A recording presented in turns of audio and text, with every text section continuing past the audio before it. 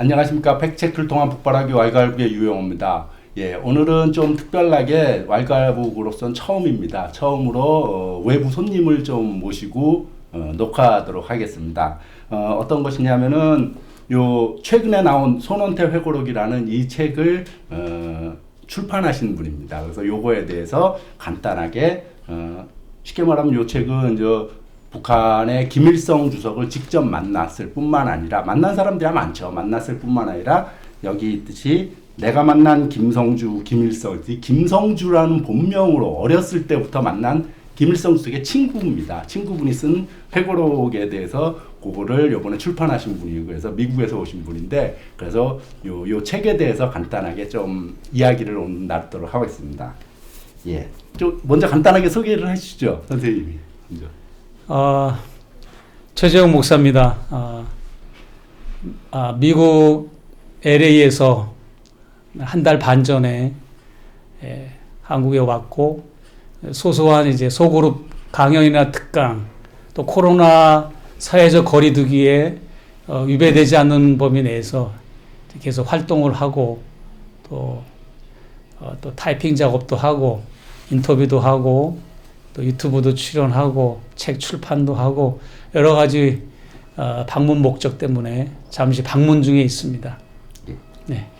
예, 그리고 먼저 손원태 박사에 대해서 일반인들은 잘 모르잖아요. 그래서 손원태 박사에 대해서 좀 간단히 얘기를 해주시죠. 예, 그 책에 기록된 대로 손원태 박사는 손정도 목사님의 차남입니다.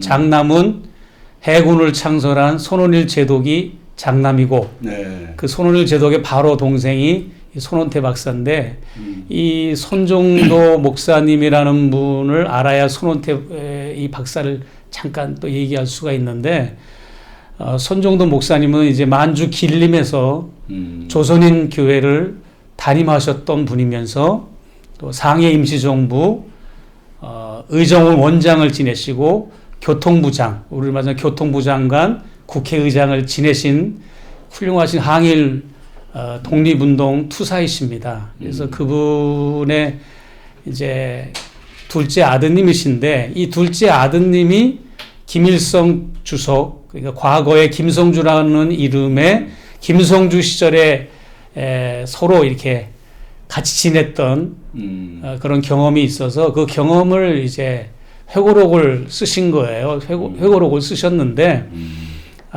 이 회고록이 출판이 용이롭지가 않았죠, 그동안. 그래서 이제 이번에 가까스럽게 출판이 됐고요. 네. 네, 미국에서 먼저 출판이 됐더라고, 영문판이요. 네, 미국의 맥랜드 출판사에서 이미 15년 전에 먼저 출판이 됐고 한국에서는 아마 책 내용에 김일성 주석이 들어간다는 이유 하나 때문에 출판이 보류되거나 유보되거나 또 경계시되고 다 외면을 당해서 여러 경로를 통해서 많은 분들을 앞세워서 출판을 섭외했지만 그동안 안 됐다가 이번에 이렇게 동현 출판사를 통해서 성사가 됐습니다. 예.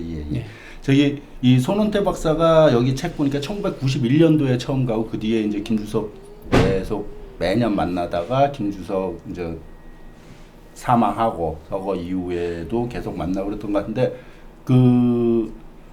홍광철 씨 같은 경우는 북에서 손원태 박사에 대해서 아셨나요 혹시? 네, 알죠. 아버지 손정도 목사는 더 잘 알고요. 네, 손정도 김일성 주석 회고록에 있죠. 네. 교과서에도 나와요. 네. 예. 교과서에도 손정도 목사님은 빠짐없이 나오고. 그렇죠? 회고록에는 회고록이 전부 8권이잖아요. 그래서 이제 각 항목이 쭉 있는데 목차인데 그 중에 한 목차가 손정도 목사에 대한 글이더라고요. 네. 근데 손정도 목사는 알지만은 그 자식들도 알아요, 일반 인민들이? 네, 알죠. 그 신문에 다 나오는데요. 그게 이제 어떻게 되는가 하면요. 손정도 목사님이 길림에서 목회를 할 때 김성주가 이제 15세 된 김성주가 이제 찾아옵니다. 뭐 화성 의숙이나 이런 거를 이제 통과하고 그 다음에 이제 길림으로 찾아와서 손정도 목사님의 배려를 받게 되죠, 후원을. 네. 그래서 손정돈 목사님과 최동호 선생이라든지 그 김성주의 부친의 그 친구되고 동료가 되는 분들의 후원으로 손정돈 목사가 주도가 돼서 육문중학교를 보내주는 거예요, 김성주를. 그리고 육문중학교를 보내주는 것뿐만 아니라 등록금 학비도 손정돈 목사가 주도해서 각출을 해서 학비도 대주고, 그 다음에 이제 먹고 살아야 되잖아요. 왜냐하면 이제 부친 김영지 선생은 옥고를 치르고 그 후유증으로 일찍 요절을 했거든요, 김영지 선생이. 그러니까 아버지 역할을 해준 거예요, 손정돈 목사님이 김성주에. 그렇더라고요. 예, 그래가지고 이제 하숙집을 운영했어요. 그 길림 조선인교회 손정돈 목사님이 운영하는 교회당 부속 건물로 거기에 이제 김성주가 하숙도 하고 나중에 또 따로 나와서 살기도 했지만 그러면서 이제 의식주 생활을 같이 하고 교회 생활, 신앙 생활을 같이 한 거야. 이 손원태 박사하고 김성주가 이제 2-3살 차이뿐이 안 나거든요. 예. 그러니까 형 하면서 이제 따르고 같이 이제 송화강 나루터에서 전쟁 놀이도 하고 같이 음식도 먹고 일요일 날이면 이제 교회 예배도 드리고 또 김성주가 연애 선전단 대장도 하고 주일학교 반사도 했다는 얘기가 이 책에 있어요. 그렇더라고요. 예, 뜻밖이었어요, 뭐 주일학교 반사 그때 당시는 항일 투쟁의 하나의 방편으로서 공산주의 운동을 했던 거고 또 이렇게 교회 모임도 요즘같이 극우 세력들이나 이 근본주의 같은 차원이 아니라 애국적인 교회였으니까 거기에서 주일학교 교사도 하고 이런 인연이 있고 하기 때문에 이제 몇 년 동안을 김성주와 손원태 박사가 같이 이렇게 친하게 아주 뭐 늘 붙어 다니듯이 그렇더라고요. 이렇게 예. 했던 거죠. 저 이렇게 그 북에 있을 때 어렸을 때 그 공부한 건데 그때 그 교과서에 그런 내용이 있었던 것 같습니다. 이게 그러니까 이 손원태 목사 박사. 손원태 우사죠. 이분은 목사 아니고 박사 네? 생리학 이분이랑 그 어렸을 때 그 길림에 살면서 그러니까 조선인 애들하고 그다음에 이렇게 그 뭐야 중국인 애들하고 싸움이 붙었는데 근데 그것도 저 뭐야 그 김승숙이 나서서 예? 말려주고 뭐 그런 일도 있었다고. 에피소드가 엄청 예. 많아요. 에피소드가 많고. 물론 책에는 그런 내용 싸웠다는 이야기 나서더라고. 여기서 책을 제가 보다 보니까 이 손원태 박사가 손 박사가 한 75년도인가? 예. 1975년도에 이제 남한에 이 사람 미국으로 가니까 49년도에 미국으로 갔더라고요. 그러니까 전쟁 나기 직전에 미국으로 가고 여긴 전쟁 나고 난리가 아니고 어쨌든 그분은 그 뒤에 미국 시민이 됐고 시민권자가 됐고 근데 75년도에 자기가 이렇게 왔는데 그 신문에서 진이 김일성 열전인가 뭐 이런 데서 김일성 가짜설 70년 되면 가짜 저 역시도 그렇게 교육받고 이랬으니까 김일성 가짜설 지금 거기 70년대 북에 있는 최고 지도자 김일성은 가짜 김일성이다. 쉽게 말하면 뭐 이런 건데 이 사람은 이걸 그 기사를 딱 보고 놀라는 것들 그리고 여전히 이 사회는 친일파들이 득세하고 있고 그렇죠. 내 친구인데 김일성이 쉽게 말하면 근데 지금도 이렇게 국정원에서 탈북자들 들어오지 않습니까? 그러면 국정원에서 그렇게 교육합니다. 지금도. 지금도 김일성은 가짜라고. 그래요. 그러니까 이제 뭐냐면 가장 큰 이제 문제가 처음에 시발된 게 이승만, 박정희, 전두환에 이르기까지 국책 사업으로 그냥 정권과 정보기관이 국책 사업으로 김일성에 대한 왜곡과 날조를 했던 거죠. 그러다 보니까 관제 역사학자들을 동원해서 날조하고 왜곡하고 정보기관이나 정권이 야합을 해서 국책 사업으로 하다 보니까 김일성 가짜설, 그 다음에 항일 투쟁한 거에 대한 축소, 왜곡, 날조 같은 거, 그 다음에 김일성 주석 본인뿐만 아니라 외가 쪽과 친가 쪽도 항일 투자들이 많거든요. 네. 외가 쪽도 뭐 강양우 목사뿐만 아니라 강동욱 장로, 광관욱 장로, 그 다음에 그 외삼촌도 항일 투쟁을 하고 옥고를 치는 분이 계시고 또 친가 쪽도 아버지 김영지 선생도 조선국민회라는 걸 통해 가지고 여러 번 옥고도 치르고 해서 일찍 그 동상이 걸리고 탈출하고 그래가지고 그래서 일찍 33살에 요절한 거고 또 작은 아버지 그러니까 김영직 선생 부친 김영직 선생의 바로 밑에 동생 김형곤이라고 있어요. 네. 김형곤 선생도 항일 그 전투 현장에서 바로 그냥 그래서 동아일보 신문에도 났어요. 네. 여기 김일성 주석의 작은 아버지 그 사망한 거에 대한 전투 중에 그런데 그런 역사적인 사실도 다 은폐가 되고 그동안 김일성의 패밀리라는 것 때문에 그래서 이제 그게 그렇게 왜곡되다 보니까 모든 이제 대한민국 일반 평균적인 국민들의 의식 속에는 김일성에 대한 어떤 크레딧이나 신뢰감이 아직도 헷갈리거나 모호하신 분들이 많이 있어요. 확신이 없고. 그래서 왜 이 시기에 그럼 이 김일성에 관한 또 회고를 하는 이 책이 나왔느냐라고 할 때 우리가 통일을 앞두고 통일 지향적인 이 시기에 김일성 주석에 대해서 바로 알아야 북이라고 하는 저 사회나 체제도 우리가 올바로 이해를 할 수 있습니다.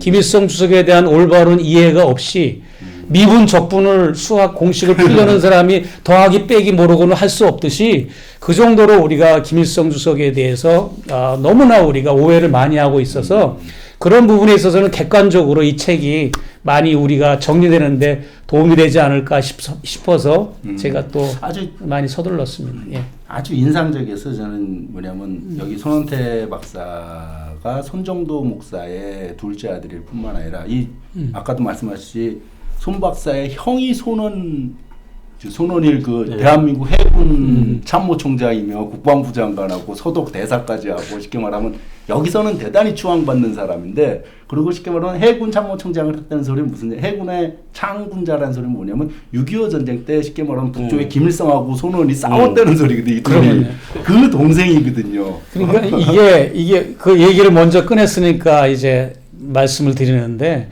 6.25 전쟁이라고 하는 그 단순한 것만 놓고 볼 때 북의 최고인민총사령관은 김일성, 남측에는 뭐 이제 국방부 장관도 있고 뭐 육군참모총장도 있었지만 그때 당시 국방부의 대변인을 역할을 하고 이런 분은 손원일 제독이었어요. 그래가지고 이제 중앙청을 탈환할 때도 일반 국군이 아니라 손원일 제독의 해군들이 해병대가 그 국기를 올린 거예요. 그리고 탈환됐다고 하는 그 방송과 보고도 손원일 제독에 있거든요. 그러니까 뭐냐면 손정도 목사님의 친아들과 양아들이 양쪽에 최고 전쟁에 그러니까 이런 아이러니가 역설이 이렇게 됐던 거고 그리고 이제 전쟁이 발발하자마자 이제 남측의 해군이 북측의 이 선박이나 군함을 격추한 사건이 있었어요. 전쟁이 개시되자마자. 그것도 손원일 제독이 그렇게 주도가 된 거고 인천 상륙작전 메가더의 인천 상륙작전도 누군가는 서포터하고 이게 보조해주고 어시스트 해주는 역할을 있어야 되잖아요. 그것도 손원일 제독 쪽에서 인천 상륙작전을 많이 어시스트 해줘서 그것도 그렇게 됐고 우리가 또 한 가지 잊지 말아야 될 이 서글픈 사실이 뭐냐면 같이 이렇게 김일성, 손원일, 손원태 이렇게 세 사람을 놓고 볼 때 3살 차이, 2살 차이 이래요. 이제 그 가운데 김일성이고 김일성 주석보다 3살 위가 손원일, 그 다음에 김일성 주석보다 2살 아래가 손원태 이러거든요. 근데 이렇게 같이 한솥밥을 먹고 같이 같은 교회에서 주일학교 교사를 하고 손원일도 주일학교 교사를 하고 김성주도 주일학교 교사를 했다는 얘기가 여기 나와요. 그래가지고 이 손원태가 한주는 자기 친형이 하는 주일학교 반에 들어가고 한주는 김성주 형이 하는 클래스에 들어가고 그랬던 얘기가 나와요. 형은 이순신 장군에 대한 얘기해주고 여기는 뭐 다윗과 골리앗 얘기 이런 얘기 했다는 얘기가 나오는데 그런 상황에도 불구하고 6.25 전쟁이라는 걸 통해서 두 사람이 서로 격돌하는 모습 그리고 정전협정 때는 국방부 장관을 역임했지만 이제 퇴임을 하고 나서는 소독 대사를 지내고 방공연맹 이사장을 지냅니다. 손원일 씨가. 그러다 보니까 김일성 주석의 뜻과는 전혀 거리가 먼 길을 가는 거예요, 형은. 네. 그러나 손원태 박사는 계속 이렇게 통일지향적으로 김성주 형을 그리워하고 서로가 찾은 거예요. 김일성 주석도 손원태를 찾았고 그런 50년 동안. 예. 그리고 또 손원태도 김성주 형을 찾았고 그래가지고 심지어는 눈치가 보일까봐 북경에 중국에 여행 간다 그러면서 북경 대사관을 가가지고 김일성 주석을 만나겠다고 신청서까지 썼는데 이 중간 역할하는 그 대사관 직원들이 이 역할을 못 해줘가지고 무산되기도 하고 그 얘기도 여기 있더라고요. 예, 그렇게 돼서 59년 만에 다시 또 재해를 하는 장면이 나오죠. 그래서 얼마나 이제 김일성 주석이 손원태 박사를 아끼고 사랑했는가 하면 그 주석궁에서 멀지 않은 곳에 숙소를 마련해 주고 그것도 부족해가지고 대동강변에 이제 그 살 별장을 건축해 주다가 한참 짓고 있는데 김정일 위원장하고 김일성 주석이 상의를 한 거예요. 이게 노인네인데 이분이 이렇게 오랫동안 건축을 하다가 이게 세월이 다 가니까 차라리 이미 지어놓은 별장을 주자해가지고 숲속의 백악관이라고 하는 별장을 제공을 해줘요. 그래서 이제 거기서 지내기도 하고 그런 이제 에피소드들이 많이 나오죠. 네. 저기 홍글씨 북에서 그 손원태 박사나 손정도 목사가 어쨌든 손정도 목사의 가족이죠. 네. 그거에 대해서는 어떻게 교육이 되나요? 손원일 제독에 대한 이야기는 없습니다. 없지 그. 예, 손원일 그러니까 어린 시절에 그 손원태 그 박사 그 형님이 손원일이라는 사람은 있었는데 그 사람 이후 행적에 대한 건 안 말했죠. 안 배워서. 원래는 이 책 줘보세요. 원래는 내가 출판사에 이 제안을 한 게 뒤에 부록에다가 손원태 담화록이라는 게 있어요. 네. 김일성 주석이 손원태 박사하고 워낙 여러 번을 만나다 보니까 녹취가 돼가지고 손원태 담화록이라는 게 있어요. 손원태와의 나눈 대화만 따로 부록이 있어요. 그거를 수록을 하자고 원고도 넘겼는데 출판사에서 조심스러워서 그거를 이제 손원태 증언이 아니다고 그런 이유로 게재를 안 하더라고. 아니 뭐 진위 여부는 차치하더라도 예, 예, 예. 어쨌든 1차 자료로 참 좋았을 것 같은데 참 안타깝네요 그런 것들은. 예.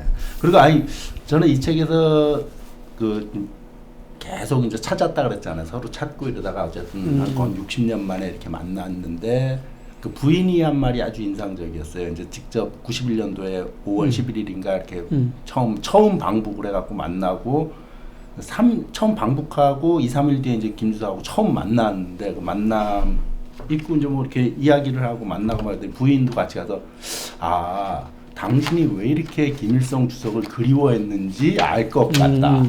그 표현이 아주 인상적이더라고요. 그렇죠. 그 이야기 나오죠. 그런 거면 뭐 여기저기 쭉 보면은 그리고 어쨌든 이 사람이 평양에 간 다음에 그 91년도에 5월에 갔으니까 처음 간 게. 그리고 자기가 어릴 때 만나던 친구 아니에요. 쉽게 말하면 2살 터울에. 그런데 그때 동아일보 미주판에 김일성이 진짜 김일성이다라는 기사가 그때 나왔다고 그러더라고요. 맞아요. 예, 그거 있어요. 그런데 아직도 저기 홍강철 씨 얘기 들어보면은 국정원에서는 그 탈북자들한테 가짜라고 교육을 한다는 거 아니에요. 그러니까 이제 15년 동안 이제 손정도 목사님의 품을 떠나잖아요. 나중에. 그래서 이제 그때부터 이제 뭐 카룬 회의라든지 뭐 이제 장춘으로 뭐 여정 그다음에 이제 15년 동안 풍찬 노숙을 하면서 항일 투쟁을 하잖아요. 근데 그런 팩트들이 있는데 이거를 이제 가짜 김일성설이라든지 그 다음에 다른 역할론이라든지 이런 걸 통해 가지고 지금 남측에서 많이 왜곡을 했는데 사실 탈북자분들이 탈북을 하면 제일 조사를 먼저 하는 분들이 제가 알기로는 뭐 3군데나 5군데 합동 조사를 받는다고 알고 있어요. 뭐 국정원, 기무사, 그다음에 뭐 이제 또 여러 이제 그런 유관 기관들이 보안수사대 이렇게 합동으로 수사를 하고 그 외에 또 수사를 하는 기관이 있는데 어딘지 아십니까? 그거 모르겠네요. 미군이 조사를 합니다. 예, 그건 이제 미국이 조사를 하는데 그게 보라매 공원에 지금도 있잖아요.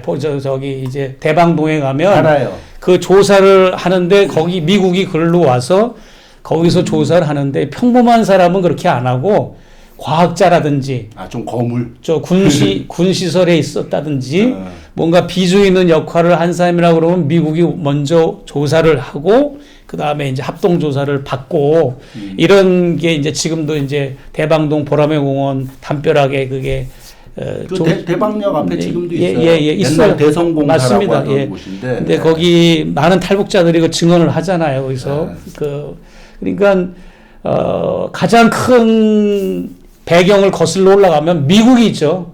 사실 미국이 이런 탈북자들로 하여금 북을 왜곡하고 굴절되게 얘기하게 하고 하는 게 미국의 입김이고 또 우리 남측의 또 정권들과 이제 정보기관들이 이렇게 김일성 주석을 왜곡하는 일들을 해왔죠. 수십 년 동안. 네. 이 한 권의 책이 그걸 다 일시에 불식할 수는 없지만 그래도 이 손원태 박사가 담담하게 이제 그 과거로부터 마지막 김주석이 서거할 때까지 과정을 이렇게 자기가 산 증인으로서 피력을 했다는 것 자체가 굉장히 사료적인 가치도 있지 않나 싶어요. 그렇죠.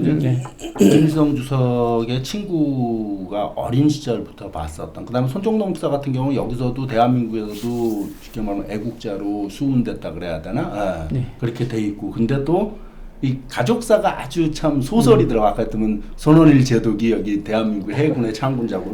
물론 손원일 제독이 그렇다고 해서 그렇게 예를 들면 박정희 때하고는 아주 달라요. 박정희 때는 아무 관직도 맡지 않고 막 이러더라고요.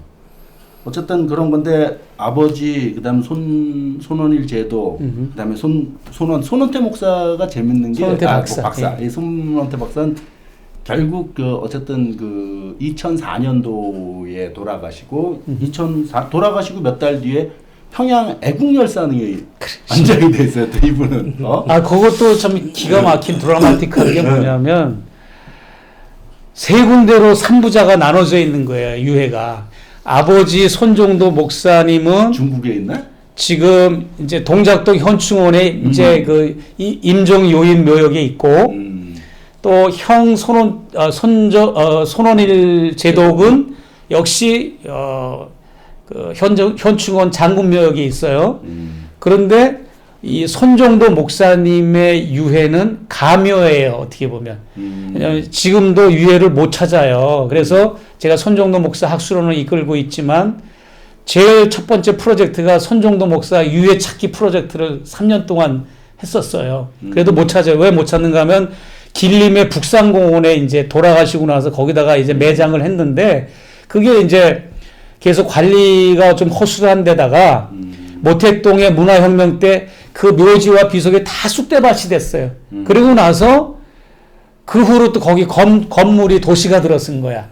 그러니까 이제 워낙 비중이 있는 분이시니까 손정도 목사가 임시정부 그 청사도 현순 목사와 함께 얻으러 다니신 분이고 뭐 의정원을 원장을 지내시고 대단하신 분이니까 20개 이상의 단체를 설립하시고 거기에 이제 활동을 하신 분이다 보니까 이분을 모셔와야 되니까 어쩔 수 없이 위패하고 흙만 담아서 지금 안장한 거예요. 그러니까 아버지는 중국 길림에 묻혀 있고 동생은 평양 신미리에 묻혀 있고 형은 서울 형충원 동작동에 묻혀 있고 삼부자가 이렇게 서로 따로 이렇게 묻혀 있어요. 네.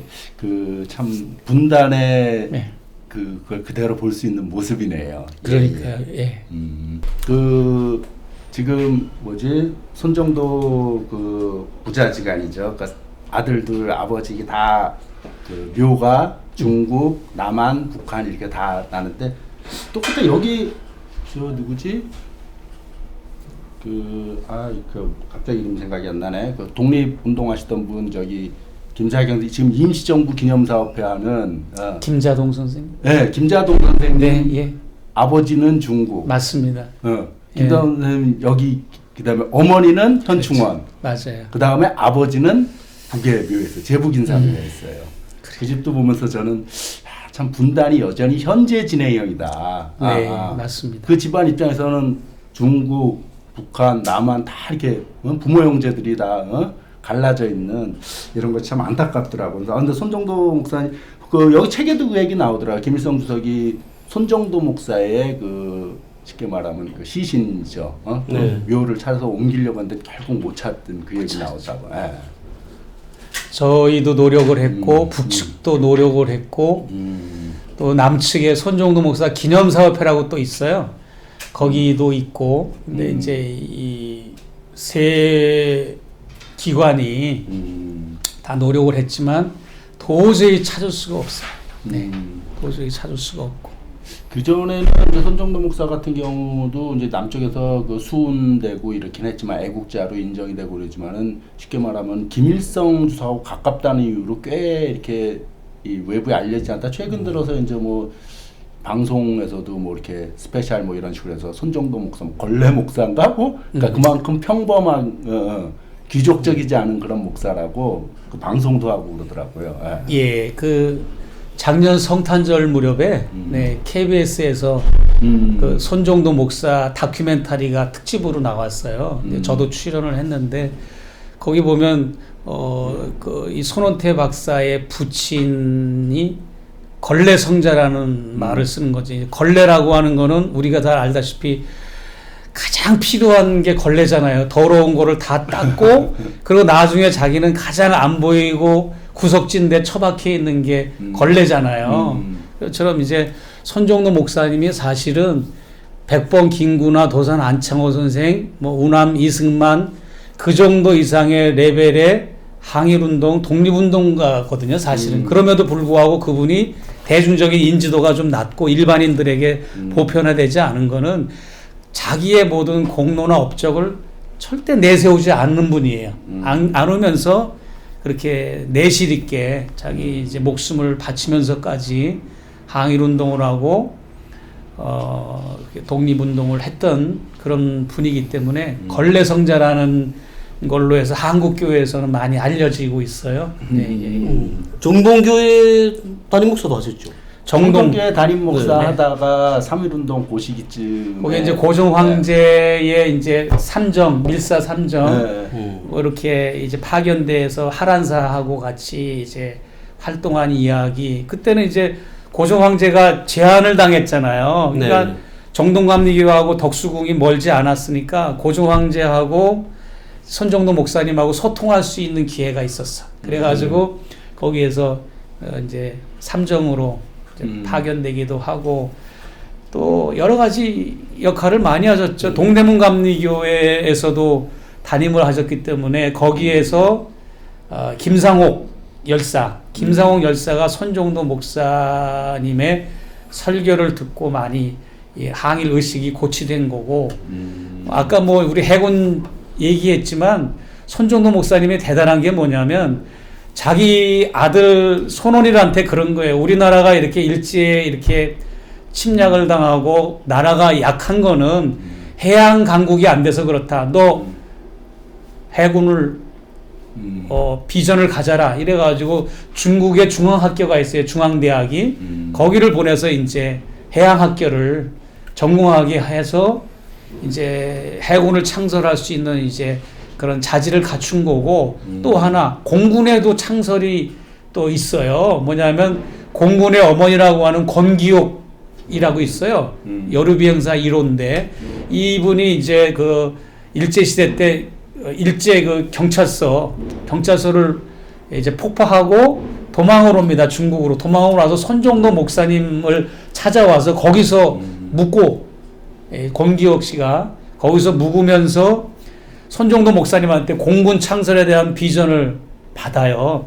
그래서 이제 권기옥을 통해서 공군도 창설된 거예요, 사실. 그러니까 손정도 목사님의 이게 어떤 그 앞을 내다보는 게 대단한 안목도 있으시고 선교사면서 목회자이면서 항일투사면서 독립운동가면서 아무튼 사회운동가면서 농촌운동가면서 여러 가지 아주 다방면으로 활동을 많이 하신 분이죠. 그래서 저는 개인적으로는 손정도 목사에 대해서 잘 몰랐었는데 전혀 모르다가 이제 김일성 회고록 세기와 더불어 그걸 보면서 손정도 목사한테 김일성 주석이 엄청난 도움을 받았다 그래야 되나? 그러면서 거기서도 그러고 이 책에서도 그러더라고. 이 책에서도 손정도 목사님은 나의 생명의 은인이다. 김일성 주석이 딱 감옥에 한번 간 적 있잖아요. 네, 그때 그렇죠. 이 이 손원태 박사의 아버지죠. 손정도 목사가 예. 쉽게 말하면 구출해 주는.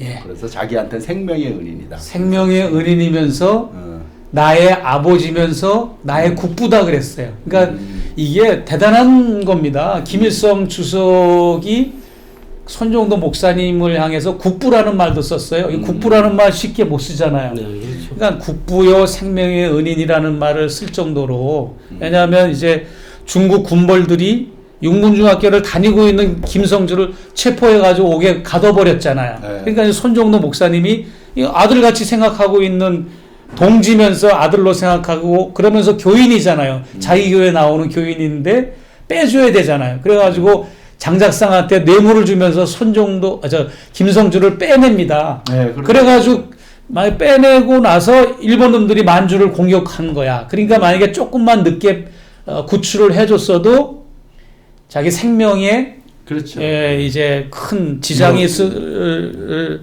상황이었다라고 해가지고 이제 생명의 은인으로 여기는 거고, 거기에서 한 가지 에피소드가 있는데요. 뭐냐면 따님 중에서 손인실이라고 있어요. 네, 손인실 여사가 이제 대한척 십자사 부총재도 지낸 분인데, 손인실 여사가 그때 옥바라지를 한 거야. 아버지 손정도 목사의 심부름으로 감옥에 있는 김성주한테 담요도 갖다 주고 먹을 것도 갖다 주고. 근데 이제 다른 이런 어떤 인터뷰에 보면은 이제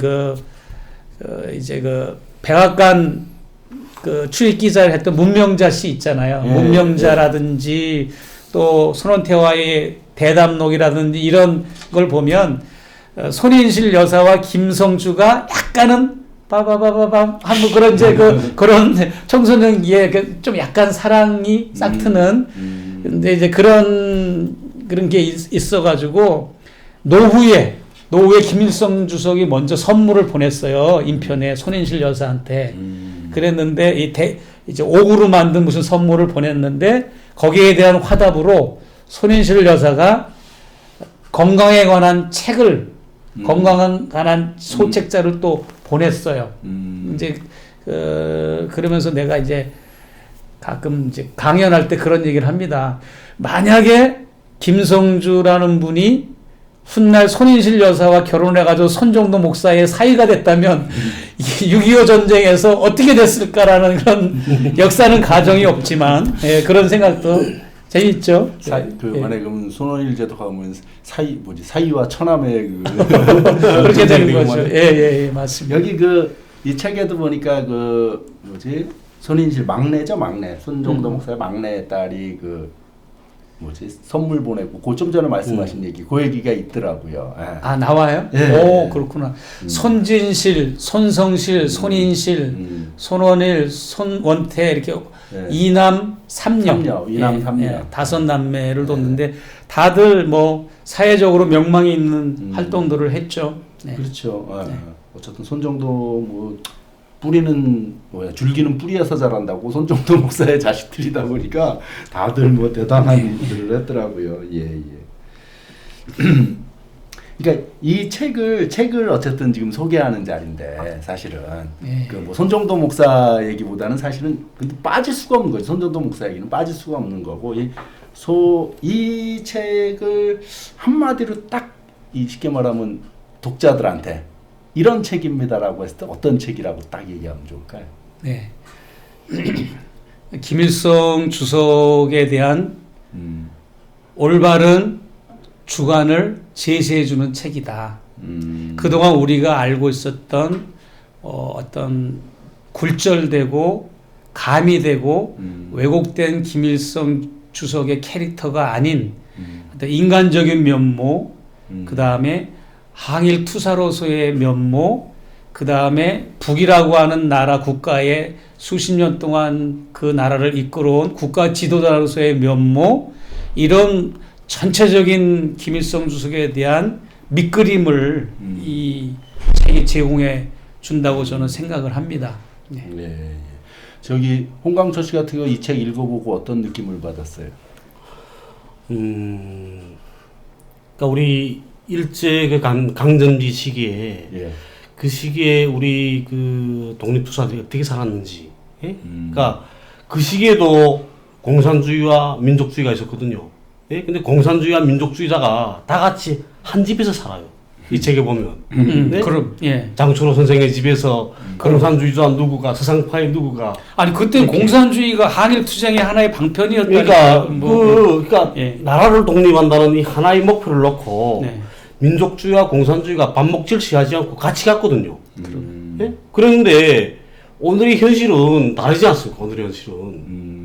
그러니까 반공이 국시가 되고 이게 정말 참 이러면 안 되거든요.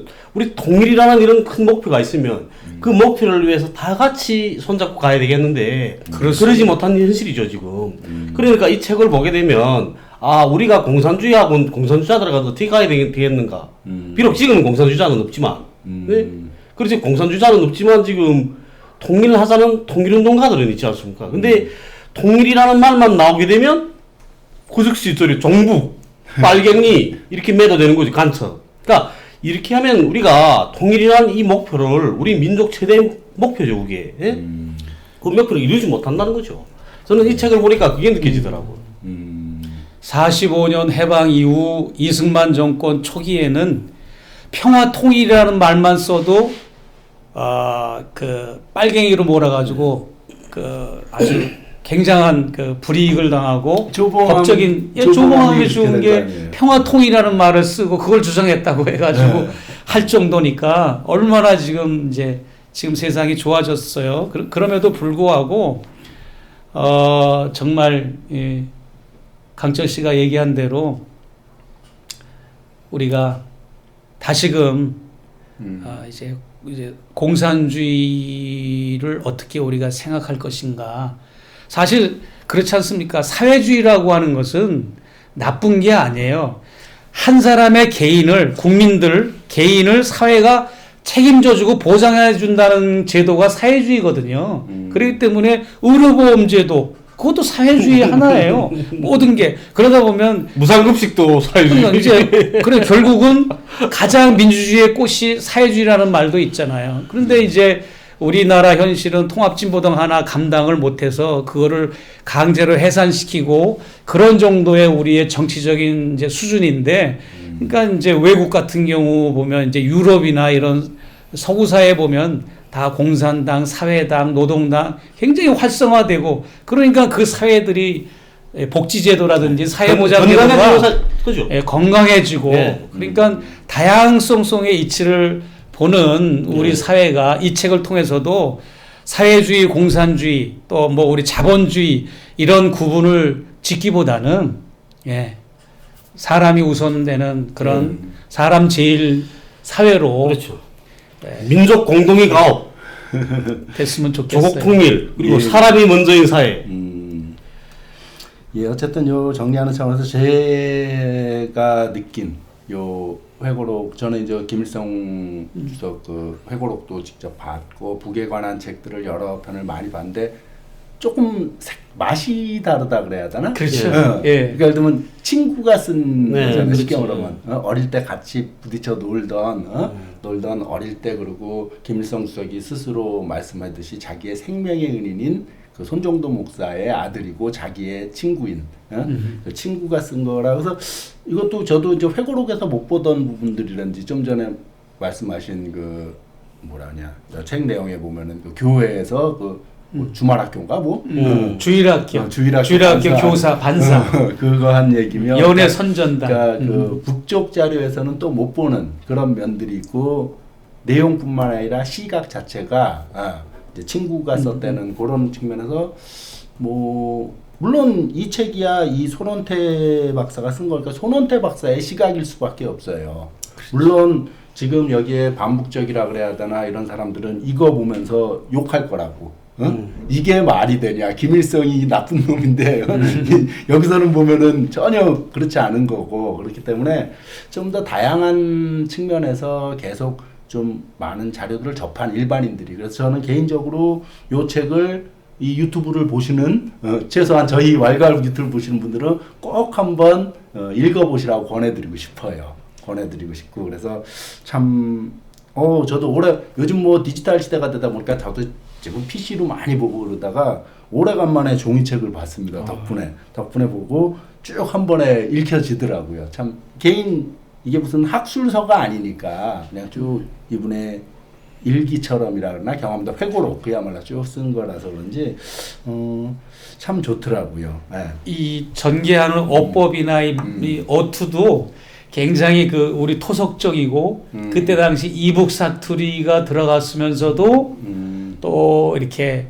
그 아주 그 접할 수 없는 그런 문장의 독특함이 있어서 맛이 또 있더라고요. 맛이 있고 굉장히 또 색다른 그런 내용들이라서 그러니까 좋습니다. 지금 이제 남쪽에서 김일성 주석을 직접 만나본 사람은 아마 지금 살아있는 사람 중에서는 임수경 전 의원 그 정도밖에 생각이 안 나네. 뭐 예전에 뭐 저 이우락이니 뭐 이런 사람들은 다 이제 죽었으니까. 문규현 신부님도 아니 많이 있죠. 있기는 많이 있어요. 예, 뭐 그런가? 아니 그렇죠. 문규현 뭐 신부님도 김주석 접견한 분들이 뭐 생존자들 중에는 많이 있지만 그래도 뭐 이제 사회적으로 뭐 좀 명망이 있고 이슈가 될 만한 분들 중에 지금 생존한 분 중에는 인수경 의원 외에도 좀 있죠. 그래도 네 많이 있는데 드물죠. 네. 그런 분들도 쭉 모아서 물론 올해 여기 이 손원태 박사처럼 뭐 같이 생활한 게 아니니까 잠깐 한두 번 본 거예요. 그것도 굉장히 좋을 것 같아요. 프로그램이. 예, 맞습니다. 임수경이 본 김주석, 그렇죠. 누가 본 김주석, 누가 본 김세호. 그 아이디어인데. 그 괜찮을 것 같아요. 잠깐 한 꼭지씩 개인의 주관적 그쵸? 의견에 물론 불과하지만 그거 자체도 하나의 1차 자료로 괜찮을 것 같습니다. 우리 강철 씨는 접견해 본 적 없나요? 어떤 지도자? 저는 뭐 그 옆에 갈 일이 없었으니까 북에서는 보니까 저는 늘 그저 저 뭐야 반대쪽으로 갔습니다. 저는. 아이고 이쪽으로 가면 이쪽으로 가고 평생을 그렇게 사는 것 같습니다. 청개구리 군단이었군요. 네. 내 마음대로 기분대로.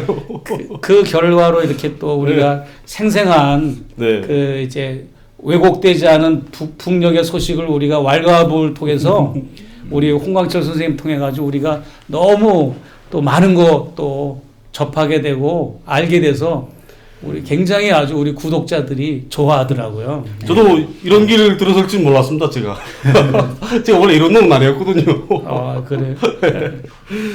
아마 세상이 이렇게 만든 것 같습니다. 그렇죠. 제가 세상이 또 저한테 차려진 사명인 것 같기도 하고 어쨌든 열심히 하겠습니다. 예, 어쨌든 이 정도로 정리를 하죠. 오늘 그 손원태 회고록 내가 만난 김성주, 김일성 요 책이 최근에 나오고 여전히